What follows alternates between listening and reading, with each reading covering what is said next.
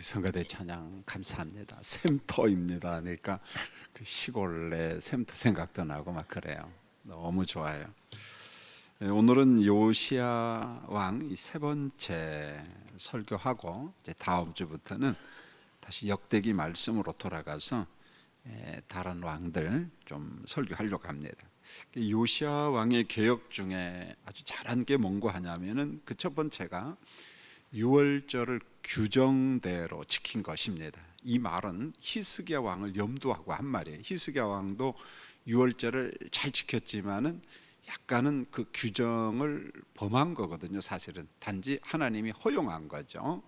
그런데 히스기야 왕은 유월절을 규정대로 지켰다, 그걸 강조하고, 또 요시야 왕이 잘한 것 중에 하나가 율법이 명한 대로 우상을 척결한 겁니다. 성경을 읽다 보면 우상이라는 우리 한글 단어는 하나지만은 어떤 히브리어나 헬라어는 단어가 참 많습니다. 그런데 기본적인 건 사람이 만든 우상이지만은 사실 그 존재 자체가 없는 거예요. 보면은 우상을 만들어 놓고 자기 위안을 받고 어떤 자기가 좀 두려우니까 그 두려움을 좀 모면하기 위해서 나름대로 어떤 존재를 하나 딱 만들어 놓은 건데 실상은 없는 거다, 그런 말이거든요. 그래서 병행 말씀이 역대하 35장을 보면 아주 세밀하게 요시야 계획에 대해서 말씀하고 있어요. 본문 21절로 23절을 보면은 요시야 왕은 그가 통치하던 18년 되던 해에 발견한 언약책을 따라서 유월절을 지킵니다. 여러분, 요시야 왕이 통치한 이 18년이 굉장히 참 중요한 것 같아요. 말씀도 발견합니다. 율법책을. 그 다음에 그 해에 성전 수리를 하죠. 성전 수리하다가 제사장이 말씀을 이제 발견하기도 하고, 그 말씀의 기초에서 유월절을 지키는 거죠. 그러니까 어떤 면에서 이 해는 이스라엘 남쪽 유다가 하나님의 은혜를 회복한 하루저로의 좋은 찬스 기회였고, 요시야가 그것을 아주 잘 지키죠. 그래서 사사 시대와 왕조 시대 이후로 요시야만큼 유월절을 바르게 지킨 사람이 없다, 이 성경에는 그렇게 이야기합니다. 이 왕조실록에서 굉장한 사람이죠. 보면 사사 시대, 그 다음에 북왕조, 남왕조 전부 다 합해서 하여간 유월절을 바르게 지킨 사람은 요시야가 최고다, 성경을 그걸 강조합니다. 물론 전자에도 이야기한 것처럼 히스기야 왕도 유월절을 잘 지켰습니다마는, 그러나 지키는 방법, 시기는 좀 차이가 있었다는 거 우리가 좀 기억하면 좋겠습니다. 자, 유월절이 왜 중요하냐? 그 이유가 있는데, 유월절은 이스라엘 백성들이 언약 백성들에게 자신들의 어떤 정체성을 알려주는 절기입니다. 우리가 여호와의 백성이다, 우리가 하나님의 백성이다, 언약 백성이다, 이걸 갖다가 알려주는 아주 참 특별한 절기죠. 보면은 이스라엘이 애굽에서 430년간 종살이를 합니다. 이미 430년간 종살이 하다 보면은 자기의 어떤 정체성, 컬러, 색깔을 다 잃어버립니다. 사실은요. 430년 동안 그저 애굽에 가서 그 다신 사상, 범신론 사상, 이러한 우상의 나라거든요. 여러분, 거기에서 430년 산다면은 아마 이게 히브리 백성이라고 하는 컬러 자체가 없어질 수도 있어요. 보면은요. 여러분, 우리나라도 흩어진 디아스포라 코리안 한국인들이 굉장히 많습니다. 전 세계적으로 한 1,000만 명 정도 되지 않나? 어떤 사람은 한 7, 800만, 한 1,000만 그렇게 되는데, 중앙아시아 같은 데는 제가 알기로는 한국에 한 4세, 5세까지 있거든요. 보면은. 그런데 이미 한 3세부터 자기가 김씨, 박씨, 이씨 이런 건 알아요. 왜요? 김, 뭐 나탈리아 뭐 이렇게 하니까. 그런데 한국어를 잃어버린 사람이 상당히 많습니다. 그런데 4세, 5세까지도 한국말을 잊지 않고 배우는 사람이 있어요. 보면은 한번 보십시오. 4세, 5세면은 아직 100년이 좀 채 안 됐거든요. 보면 그 정도밖에. 100년이니까 우리 정체성을 유지한다는 게 참 어려워요. 그런데 430년 동안 애굽에서 종살이 하는데 히브리 백성의 정체성을 유지한다는 것은 굉장히 어렵거든요. 보면은. 그런데 우리가 히브리 사람 이스라엘 언약 백성이라는 것을 이 유월절을 통해 가지고 회복을 하는 겁니다. 자, 이스라엘의 출애굽에 대한 이제 하나님의 시간표를 한번 보면은 창세기 15장 16절에 보면은 내 자손은 사대 만에 이 땅으로 돌아오리니 이는 아모리 족속의 죄악이 아직 가득 차지 아니함이라. 자, 여러분 창세기에서 사대는 몇 년입니까? 3, 40이 120년이 아니고 400년이에요. 400년. 꼭 그걸 기억했으면 좋겠어요. 그런데 여기에 보면은 아모리 족속의 죄악이 가득 차면 돌아온다 그랬어요. 다시 가나안 땅으로 온다 이렇게 이야기했어요. 여러분 아모리 족속은 가나안 족속 중에 하나입니다. 그런데 가나안 족속을 대표합니다. 무엇을 대표하냐면 죄의 상징과 같은 거예요. 보면. 그래서 이스라엘 백성이 출애굽을 하고 이제 광야 생활을 하다가 이제 요단강을 건너서 쭉 행진해서 이제 가는 그 과정 속에 보면은 에돔, 모압, 암몬 이렇게 쭉 빙 돌아서 이제 요단강 건너가잖아요. 그때 에돔, 암몬, 모압과는 전투를 해요, 안 해요? 안 합니다. 뭐가 같아요? 혈통이 같으니까 안 합니다. 하나님께서 절대 못하게 해요. 특별한 일이 아니면은. 그런데 아모리 족속은 살려도요, 안 살려도요, 다 죽입니다. 그냥. 바산, 완, 옥, 아모리, 그 시온, 남왕국, 북왕국 아모리 족속들을 전부 다 쳐버려요. 보면은요. 왜요? 그건 우상 숭배 대표자들이거든요. 하나님을 거역하는 그런 무리들입니다. 보면은. 그런데 오늘 성경에 보면은 내 자손이 사대 만에 이 땅으로 돌아오리니 이는 아모리 족속의 죄악이 아직 가득 차지 아니함이라. 이 말은 아모리 족속, 가나안 족속의 죄가 가득 차면은 하나님께서 언약 백성들을 가나안 땅으로 인도한다 그런 말이에요. 이게 시간표가 됐다는 거죠. 자, 애굽의 새로운 왕조가 이제 들어섰습니다. 정통 이집트 왕조예요. 그 얼마 동안은 셈 계열이 애굽을 통치했어요. 자, 그러다 보니까 이 정통 왕조는 저쪽 밑으로 도피에 들어간 거죠. 보면은 지금의 에티오피아 같은데 글로 도피에 갔다가 이제 때가 되면 다시 본토를 회복한 겁니다. 자, 애굽의 새 왕조는요, 이스라엘의 인구 증가로 인해서 위협을 느꼈다 그랬어요. 두려워했습니다. 뭐 여러 가지 이유가 있겠죠. 자, 그럼에도 불구하고 이스라엘 백성들을 출애굽시키는 걸 반대합니다. 왜 그러냐면은 기본적으로 늘 이야기했습니다마는 애굽 발전에 있어서 에너지와 같아요. 애굽 발전에 있어서 가장 큰 노동력입니다. 공짜 노동력이요, 공짜 노동력. 말 안 들으면 막 몽둥이로 두들겨 패고 막 회초리를 하고 막 핍박을 가하면서 이 사람들을 통해서 성읍을 건축하잖아요. 일종의 군사 도시 같은 것을 건설하는 겁니다. 보면. 그런데 이런 에너지, 이런 막강한 노동력을 갖다가 내보낸다? 이런 내보내지 않죠. 보면은요. 그러니까 반대하는 거예요. 자, 새 왕조 밑에서 이스라엘은 힘에 겨운 고통과 박해를 받아요. 하루하루 산다는 게 너무 힘들어요.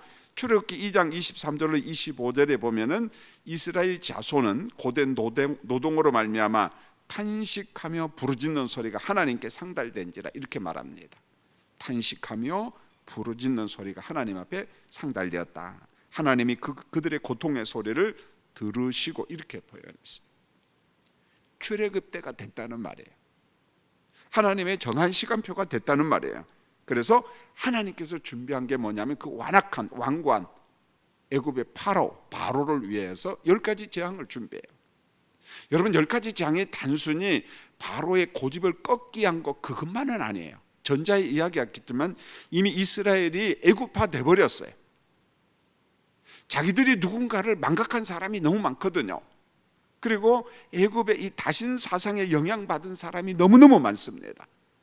자, 이들을 출애굽시킬 때 10가지 재앙을 통해서 바로의 왕관 고집도 꺾지만은 사실 언약 백성들을 교육하는 거예요. 우리가 누구지? 우리가 여호와의 백성이야. 우린 누구를 믿는 거야? 그거예요. 보면 10가지 재앙을 통해 가지고. 여러분, 마지막 재앙이 장자의 죽음과 짐승의 초태생을 징벌하는 심판이잖아요.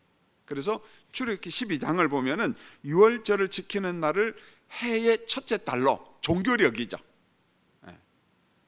그래서 유월절을 지킨 날을 해의 첫째 달로 그렇게 하라고 지시를 합니다. 자, 흠이 없는 어린 양 혹은 염소를 갖다가 잡아요. 그 피를 문설주와 임방에 바릅니다. 그 피를 보면 죽음의 재앙이 그 집에서 넘어간다. 자, 그렇게 말씀했어요. 하나님의 말씀에 순종한 가정은 죽음의 재앙에서 건짐을 받았어요. 이게 바로 유월절이에요. 우리가 잘 아는 겁니다. 여러분, 유월절은 여호와 하나님이 누구신가, 우리가 믿는 하나님이 어떤 분인가, 이것을 갖다가 보여주는 아주 시청각 교육이에요. 어린 양을 잡습니다. 피를 문에다가 다 바릅니다. 자, 그러면 죽음의 재앙이 넘어갑니다. 옆에서는 막 곡을 하고 난리가 났어요. 죽어나갑니다. 그런데 어린 양의 피를 바른 집에는 죽음의 재앙이 뛰어넘어가는 거예요. 지금 뭐 완전 시청각 교육 아닌가요? 여러분, 유월절은 피에 순종한 사람은 생명을 얻는다. 이게 그대로 신약에도 이어지잖아요. 모욕론적으로 그리스도의 보혈의 피를 믿는 자는 구원을 받는다, 생명을 얻는다, 영생을 받는다. 똑같은 말이거든요. 보면은 우리가 누구냐? 예수의 보혈을 믿는 사람. 기독교인이 누구야? 예수의 보혈을 믿는 사람. 단순히 윤리 도덕을 강조하는 그런 데가 아니라는 거예요. 유월절 하면은 우리가 하나님의 백성임을 가르쳐주는 최고의 절기다. 자기의 정체성을 가르쳐주는 절기다. 그렇게 이해를 하면 좋겠어요. 자, 본문 21절로 23절은 이제 보충 설명이 좀 필요하는데요. 여러분, 요시야 왕만 유월절을 지킨 것은 아니라고 이야기했습니다. 히스기야 왕도 지켰어요. 그런데 두 사람의 차이 조금만 더 반복을 하려고 합니다. 이미 히스기야 왕 때 공부를 다 했어요.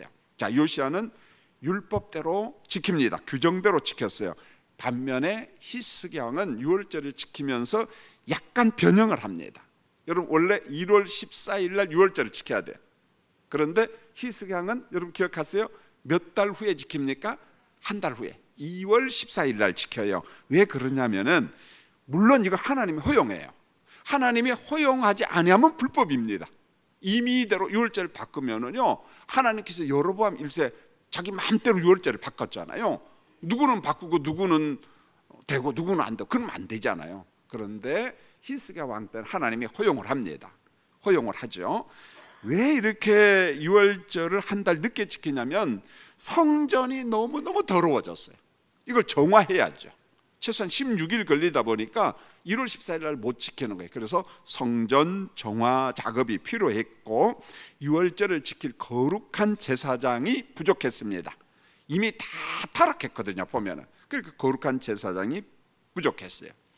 일종의 비상시국 상태입니다. 하나님께서 허용을 해요. 좋다.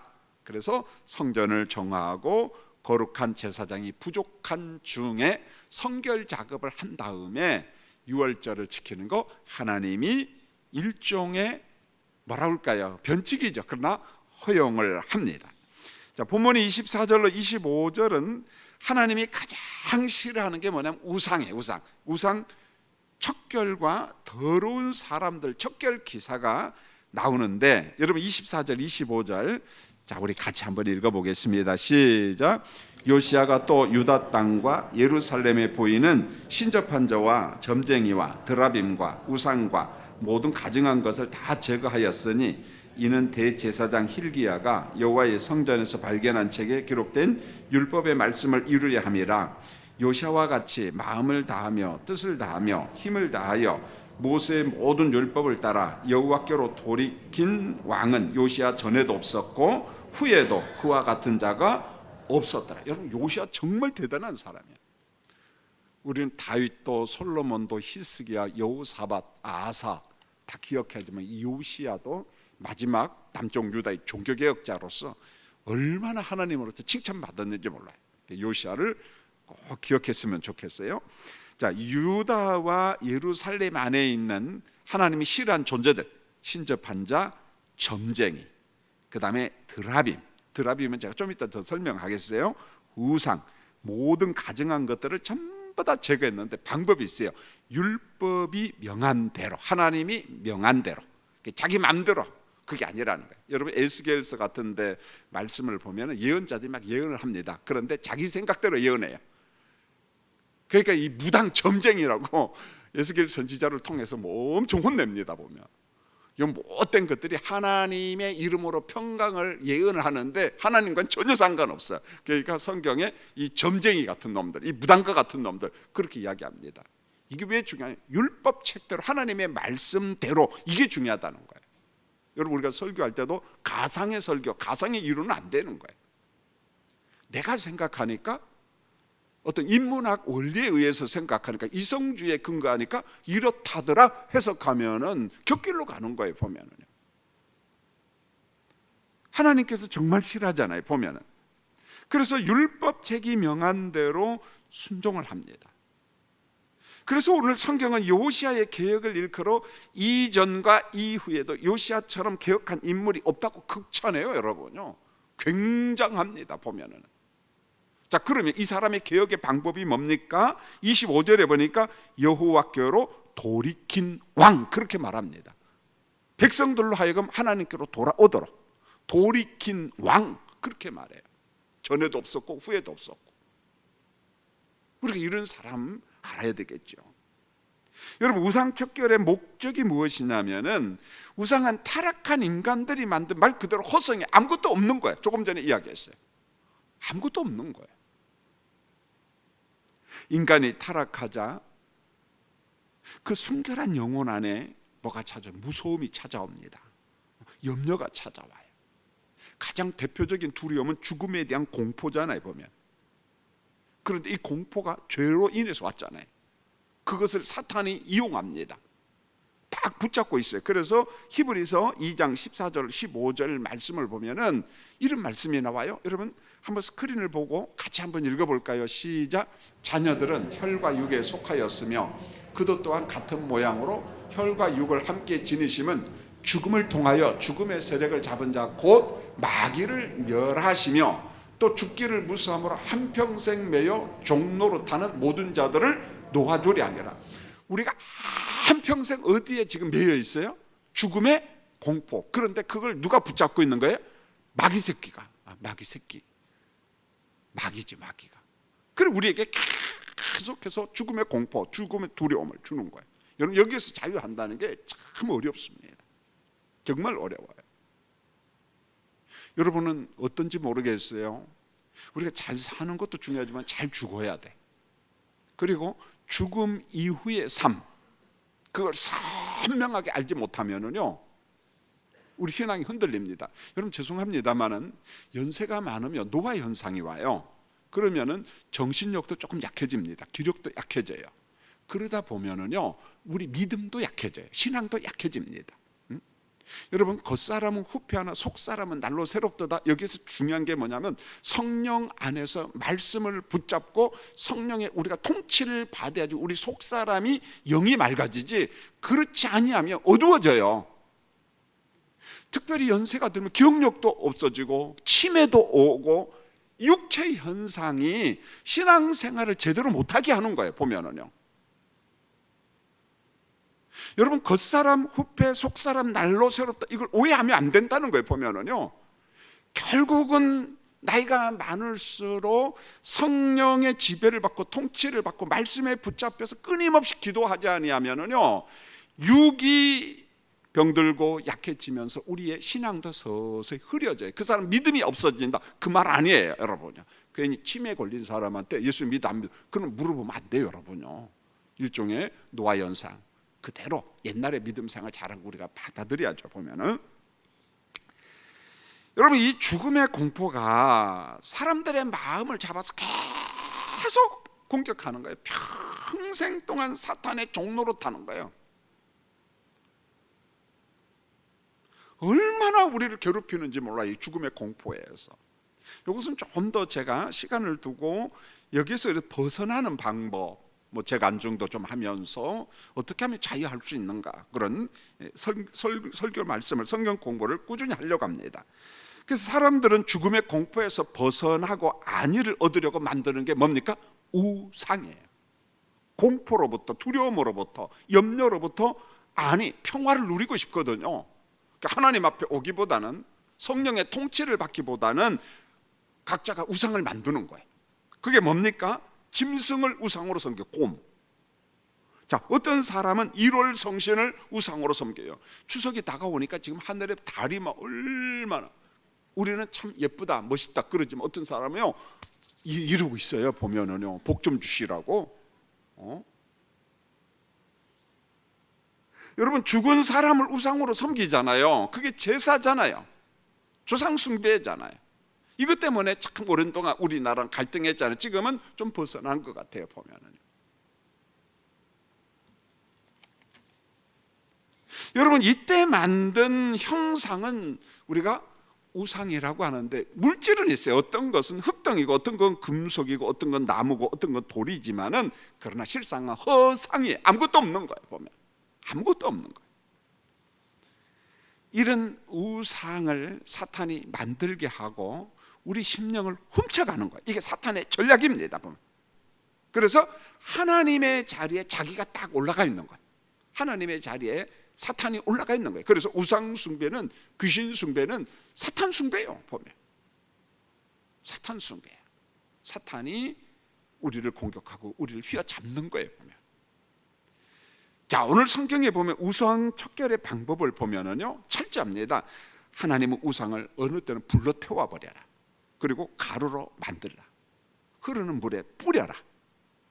왜요? 하나님의 영광을 가로채는 이 사탄의 도구를 갖다가 그냥 완전 박살내 버리는 거예요. 엄밀하게 말하면 아무것도 아니에요. 그러나 그 허상, 아무것도 아닌 게 사탄이 잡고 있거든요. 거기에 우리가 매여 있는 거예요. 우리가 끌려가는 거예요. 그러니까 보이는 것들, 사탄의 도구들을 갖다가 놔두지 말라는 거예요. 불로 태워버리고 가루로 만들고 흐르는 물에 뿌려버리고, 그래서 도구를 갖다가 버리라는 거예요. 여러분, 우상뿐만 아니라 신접한 자, 점쟁이, 그 다음에 가정의 수호신인 드라빔, 이 모든 게 인간의 심령을 훔쳐가는 도둑에 보면은요, 여러분, 드라빔이 뭐냐면, 드라빔 종류 정말 많습니다. 어떤 건 조그마한 드라빔도 있고 어떤 것은요 사람만큼 큰 드라빔도 있어요. 드라빔이라는 말은 영어로 보면 household 갓이야. 그러니까 소문자 갓이야. 무슨 말입니까? 가정 수호신이야. 그런데 이게 묘한 매력이 있어요. 보면은요, 주로 이 드라빔이 점질 때도 사용되고 그러는데, 보통 이런 마음이 있습니다. 여러분, 우리가 성경을 읽다 보면 창세기 31장 19절에 보면 라헬이 누구의 드라빔을 훔칩니까? 아버지 라반의 드라빔을 훔쳐요. 그리고 안장 위에다가 딱 숨기고 경수가 그러니까 뭐 이런저런 이유를 하고 거짓말을 대죠. 이게 왜 그러냐면은 이런 거예요. 아버지 드라빔을 딸이 훔쳐가면은 아버지 풍요, 아버지 재산, 아버지 모든 것이 누구에게 온다고 믿는 거예요? 내게 온다고 믿는 겁니다. 보면은. 그러니까 드라빔을 훔쳐가는 거예요. 아버지 재산, 딸이 다 속된 말로 훔쳐가는 거예요. 보면 이게 우상이야, 우상. 묘한 거잖아요. 보면은요. 그러니까 라헬이 훔쳐간 드라빔, 하우스홀드 갓은 작은 겁니다. 어떤 것은 사람 많아요. 그런 드라빔도 있거든요. 보면 일종의 뭐라고 할까요? 부적과 같은 것이라고 봐도 될 것 같아요. 보면은요. 자, 하나님의 영광을 가로채거나 우리 안에 두려움을 조성하는 것들을 놔두면 안 된다. 성경에 보면 그 불로 태워라, 가루로 만들라, 냇가에 갖다 버려라. 자, 여러분, 혹시 모르겠어요. 여러분, 구역과 전도회에 아직 믿음이 깊지 못해가지고 어떤 몸에다가 부적을 지니고 다니는 사람이 있다면은 막 혼내지 말고, 아직 믿음이 없잖아요. 잘 설득해가지고 재미있게 물어봐요. 얼마짜리예요? 물어보면은 쉬 한다고. 근데 상당히 비쌀 거예요. 보면은 그 부적이 나를 지켜준다고 믿기 때문에, 그것도 우상이잖아요. 그러면서 잘 권면하고 교구 목사님 통해 가지고 말씀을 공부시키고, 그리고 버리도록 불러 태워버리고. 여러분, 부적뿐이겠습니까? 여러분, 자녀들이 오라는 교회는 안 가고 자동차 샀다고 엄마 명태 한 마리만 사다 줘. 그리고 뒤에다가 묶어 갖고 다니고, 또 명태는 또 뭘로 묶어요? 실로. 경험이 있으시구만. 실로 묶고. 여러분, 이것도 다 우상이야, 우상. 무슨 명태가 자동차를 지켜줍니까? 그럼 북엇국이나 끓여 잡수세요, 여러분요. 여러분, 돌잔치 할 때 그냥 우리가 웃자고 넘기지만은 그러면 안 돼. 일부는 예배 은혜롭게 드리고, 나중에 뭐 돌잡이 한다고 보면은 거기 보면 뭐 청진기도 있고 장난감, 그 다음에 실도 있고 뭐 연필도 있고 돈도 있고, 자 이걸 하나 집어라 하는데 이제 돌 지난 애가 뭘 안다고 집어요? 가는 대로 집겠지. 근데 실은 왜 갖다 놔? 뭐 오래 천년 살라고?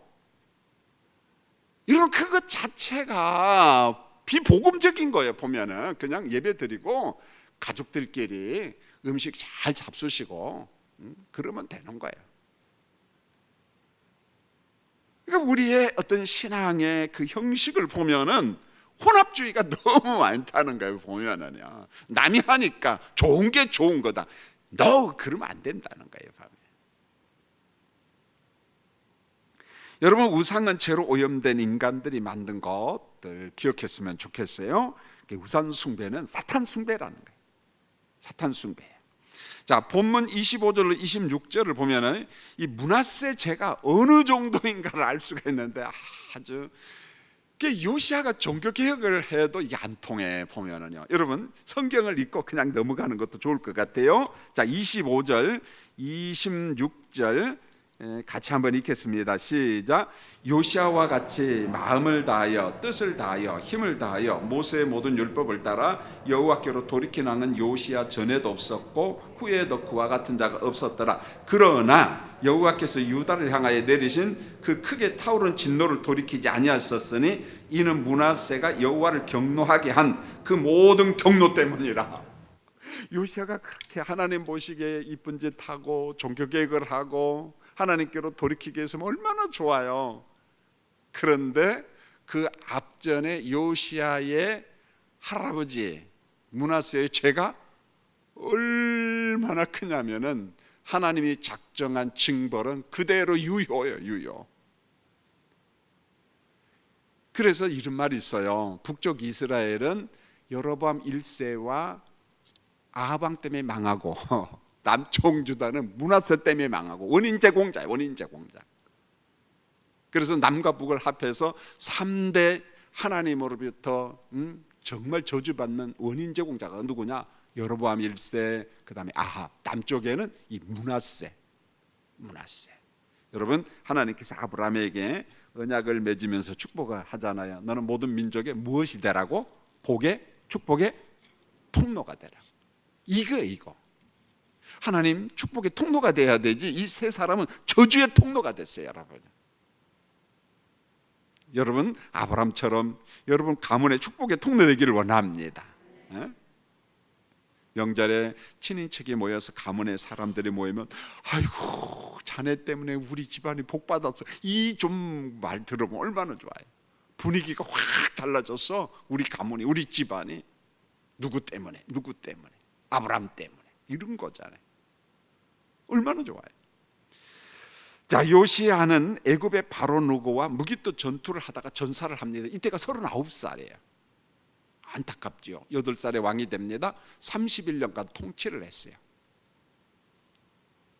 여러분 28절로 30절을 보면은, 자, 애굽의 왕이, 여러분 이것도 말씀을 읽는 게 좋을 것 같아요. 자, 28절에서부터 30절 석절입니다. 자, 큰 소리로 한번 읽겠습니다. 시작.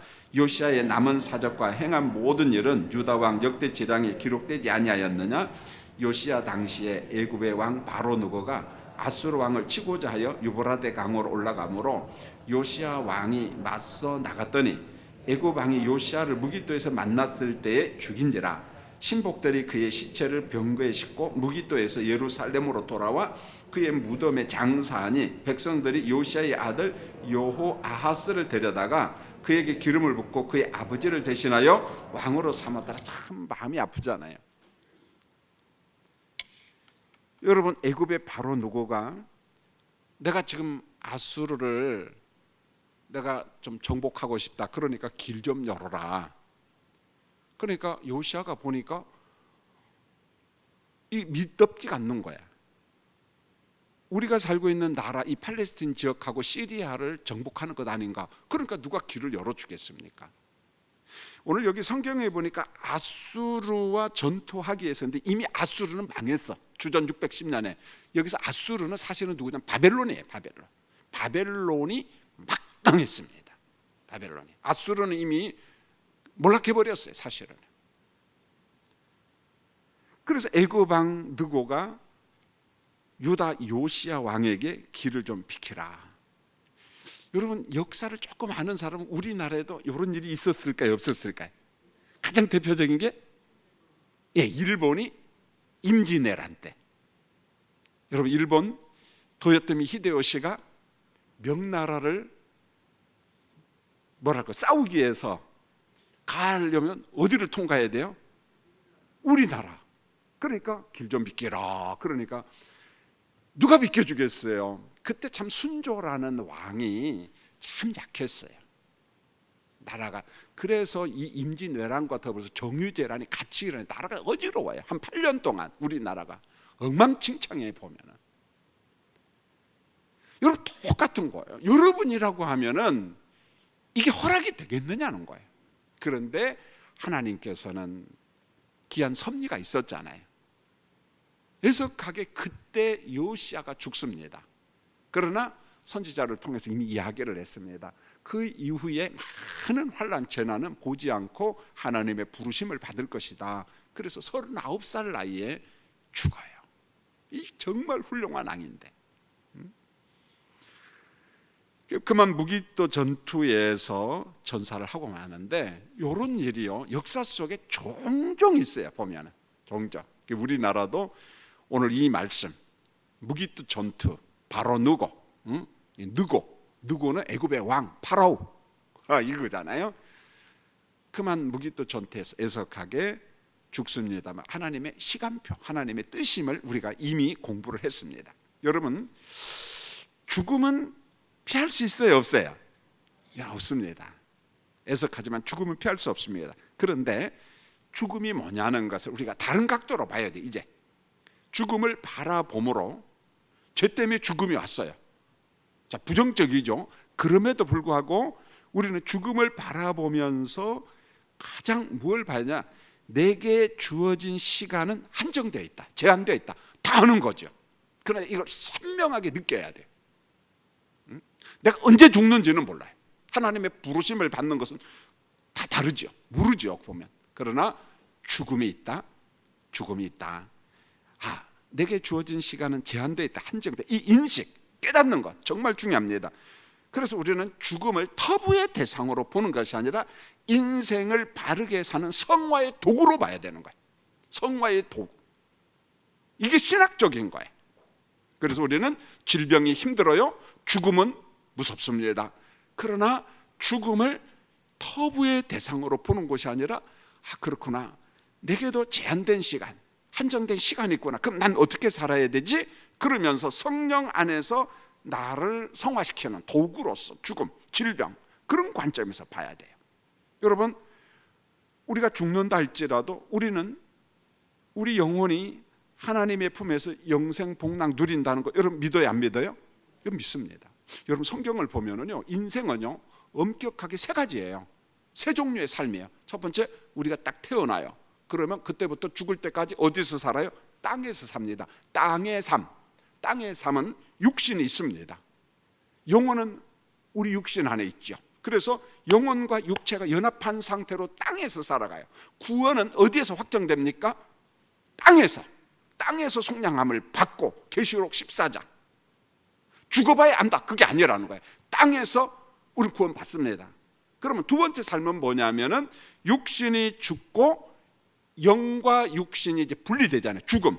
동시적으로 예수 믿는 우리는 영혼이 하나님의 품에서 안식해요. 안식한다는 것을 지난 시간에 이야기했어요. 무슨 무의식 상태, 수면 상태가 아니라는 거예요. 의식이 있는 상태. 그래서 예수님이 한 강도한테 오늘 네가 나와 함께 어디에 낙원에 이르린다. 여러분, 예수님이 변화산에서 야고보와 요한과 베드로를 데리고 올라가는데 누구하고 만나요? 모세와 엘리야하고 대화를 합니다. 여러분, 모세 영혼이 살아있다니까, 의식이 있다니까요. 엘리야도 누구하고 대화할 정도로 예수님과 대화할 정도로. 그러니까 우리가 죽었다, 내 영혼이 주의 품에서 안식한다, 복락을 누린다, 이것을 선명하게 알 때 죽음의 공포에서 벗어납니다. 이걸 흐릿하게 알면 못 벗어나요. 떨어졌어요. 이걸 선명하게 알아야 돼요. 제가 최근에 이 부분에 대해서 오래전부터 죽음이 뭐야? 성경에 물론 나와요. 그 죽음의 상태, 종합적으로 막 성경을 쭉 찾아보면서 제 마음속에 확신과 자신감이 있으면서, 어떻게 하면은 우리 성도들에게 이 죽음의 공포에서 벗어나는 방법이 뭘까? 그걸 내가 설교해야겠다. 그래서 나름대로 막 준비를 하고 있는데 틈틈이 제가 이야기하겠어요. 어제도 제가 어떤 연세 많은 성도님하고 대화하는데, 목사님 나이가 많다 보니까 신체적으로 약하고 우울증도 오고, 그 다음에 왠지 모르게 막 여기도 아프고 저기도 아프고, 그 다음에 돌아가신 부모님이 보고 싶기도 하고, 여러분 연세가 많아지면 더 보고 싶어요. 막 청춘일 때는요 일에 치여가지고 안 보고 싶어.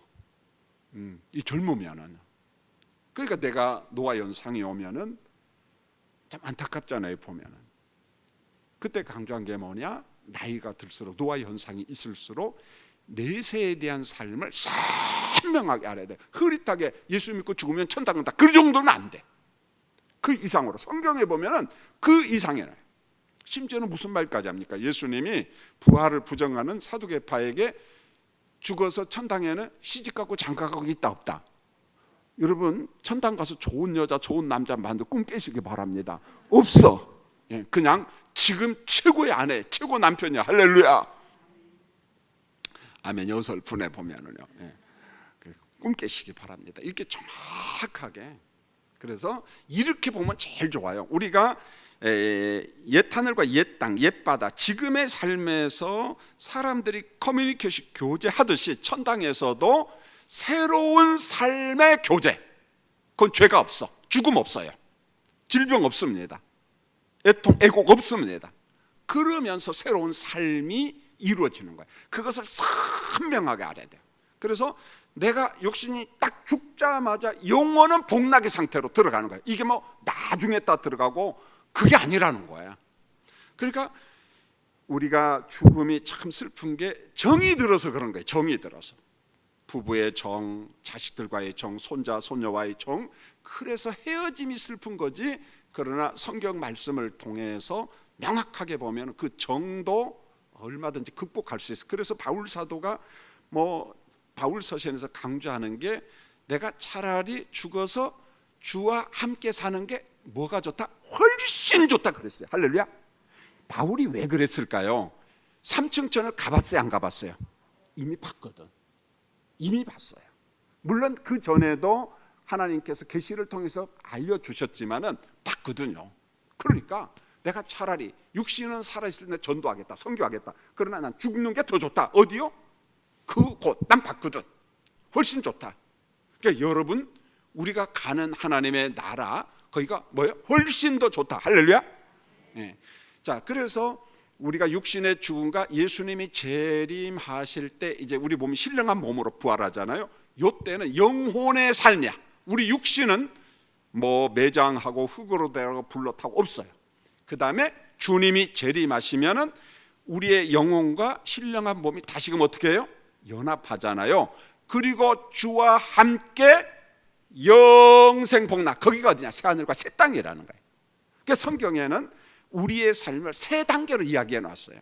그게 뭐냐? 땅의 삶, 영혼의 삶, 그 다음에 영혼과 신령한 몸이 연합한 상태에서 영생 복락 누리는 새하늘과 새 땅에서 영원한 삶, 할렐루야. 요 삶, 이것을 흐릿하게 알면 안 돼. 선명하게 알면은요 죽음의 공포에서 벗어날 수가 있어요. 바울처럼 우리가 사모할 수 있어요. 소망할 수가 있다는 거예요. 이제 말씀을 맺겠습니다. 제가 이 설교를 준비하면서 한국의 남녀가 평균 몇 살까지 사는가? 83.5세, 여자는 86.5세, 남자는 80.5세, 평균 나이예요. 그래서 여러분, 나는 한 얼마나 살까?